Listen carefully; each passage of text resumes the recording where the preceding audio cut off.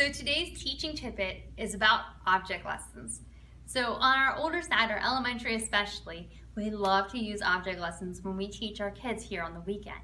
And there's a couple key things that you need to remember when incorporating an object lesson when you are teaching. The first thing is practice. If there's a video, go ahead and watch it. Or if you have the supplies at home, go ahead and try it out. Because when you practice that, you know exactly what you are doing. You're going to naturally look up. You're going to be confident about it. And you're going to be able to talk and do things at the same time. And it takes some practice. So if you have objects or if you want to try it out, let us know. And we'll set aside some time to let you actually try out that object lesson. But when you practice, it becomes more natural to you and it will flow out of you when you teach.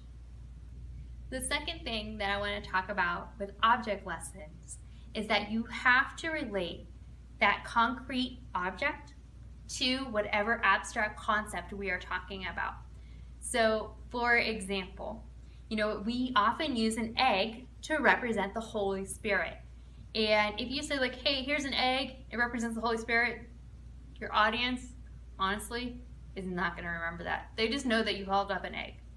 But if you go into like, hey, here's this egg, and ask them questions about an egg, engage your audience as to what this concrete object is. And then you go and you say, hey, here's an abstract concept, let's say about the Holy Spirit. What are some questions about the Holy Spirit? Or what are some things you know about the Holy Spirit? And then you can make those parallels between that concrete object and the abstract concept. When you make the parallels happen, they can go, oh, they have that revelation or that, aha moment, and they're like, oh, this represents this, and this is how this works. Does it always work out perfectly? No. An egg has parts. The Holy Spirit does not. And there's no way we can actually have a direct parallel between a concrete, thing or, versus the abstract concept of Holy Spirit. But it is a start for our kids. The third thing about having an object lesson is that when you do it, engage your audience. If it's something simple, have them hold up that object and have the kid hold up whatever it is. Let's say an egg for the Holy Spirit.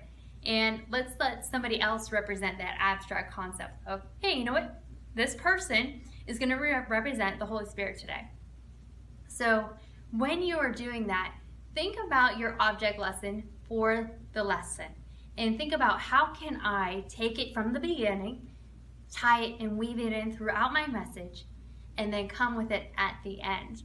Because when you do that, that is a beautiful way to make an analogy between concrete and abstract concepts. And making those parallels are so important because it basically launches your kids' comprehension of what you are talking about. And they're going to remember, hey, you know what? Somebody caught something on fire today, and this is why they caught it on fire today. And they are going to be excited to retell this to like mom and dad or a friend at home about, hey, this is what I learned and this is how I learned it. Well done. Object lessons will last in the minds of your students for a very long time. So when you do something kind of crazy or even a little on the dangerous side, you know what? It may seem like a fun element to the lesson, but it plays an important role of helping kids comprehend what we're actually teaching them.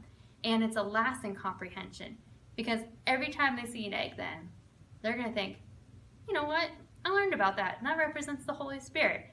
And unconsciously, they're just reminding themselves, hey, this is what I learned. And this is how I learned it. So again, I hope this is helpful and that when you see an object lesson in your lesson plans that you are ready, you're going to practice, you're going to be able to flow with it, and you're going to be able to tie it all in with everything that we're talking about so that your kids can know and understand a little bit more about God and how He works in their everyday lives.